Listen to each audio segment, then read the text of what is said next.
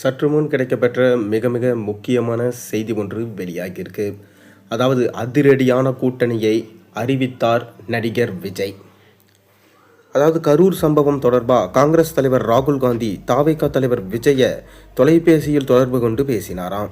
இது அரசியல் களத்தில் விவாதங்களை கிளப்பிவிட்ட நிலையில் இது குறித்து காங்கிரஸ் மூத்த தலைவர் KS அழகிரி விளக்கம் அளிச்சிருக்காரு. கரூர் வேலுசாமிபுரத்தில் கடந்த வாரம் சனிக்கிழமை தாவேகா தலைவர் விஜய் பிரச்சாரம் மேற்கொண்டார். இந்த கூட்ட நெரிசலில் சிக்கி பலரும் மூச்சு திணறி மயக்கமடைந்த நிலையில் 41 பேர் உயிரிழந்தாங்க. இந்த சம்பவம் பெரும் அதிர்வலைகளை ஏற்படுத்தியது. பிரச்சாரம் முடிந்ததும் உடனே கிளம்பி சென்ற விஜய் சென்னை நீலாங்கரையில் உள்ள அவரது இல்லத்திற்கு சென்ற பிறகே இந்த துயர சம்பவம் குறித்து எக்ஸ் தளத்தில் பதிவிட்டது பெரும் அதிருப்தியை ஏற்படுத்தியது.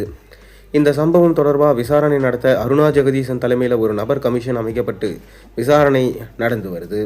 இந்நிலையில் காங்கிரஸ் கட்சியின் முன்னாள் தலைவரும் லோக்சபாவின் எதிர்க்கட்சி தலைவருமான ராகுல் காந்தி விஜய தொலைபேசி மூலம் தொடர்பு கொண்டு சுமார் 15 நிமிடங்கள் பேசியதாக சொல்லப்படுது. இருவரும் இடையே நடந்த கலந்துரையாடலில் கரூர் கள நிறுவனம் குறித்து ராகுல் கேட்டறிந்ததாக சொல்லப்படுது. மேலும் தாவேகா தலைவர் விஜய்க்கு ஆறுதல் கூறியதாகவும் தகவல்கள் வெளியானது. இந்நிலையில் தாவேகாவுடன் காங்கிரஸ் கூட்டணி அமைக்க உள்ளதா தகவல்கள் பரவியது.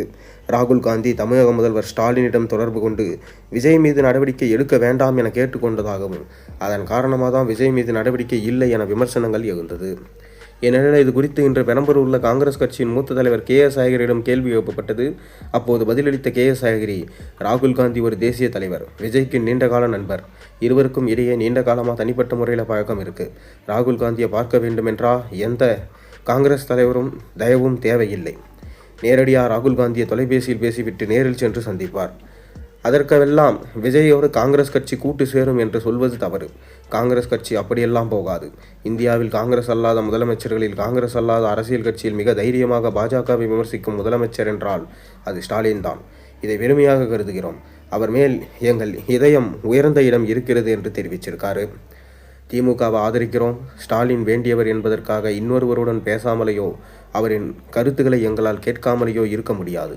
நட்பில் நாணயம் உண்டு, நேர்மை உண்டு, பேராண்மை உண்டு. இதை அரசியலாக்க வேண்டாம்.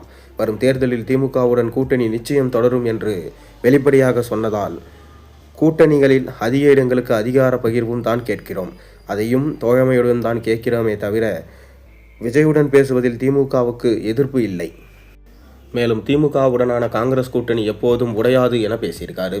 இதனால் விஜய் அவர்கள் அவருடைய தாவேகா பாஜகவோட இணைய அதிக வாய்ப்பு இருப்பதா தற்போது முழு விளக்கத்தோடு நமக்கு தெரிஞ்சிருச்சு. பொறுத்திருந்து பார்ப்போம் விஜய் யாரோட கூட்டணி வைக்க போகிறாரு என்பதை உங்கள் கருத்துக்களை மறக்காமல் கீழே சொல்லுங்கள்.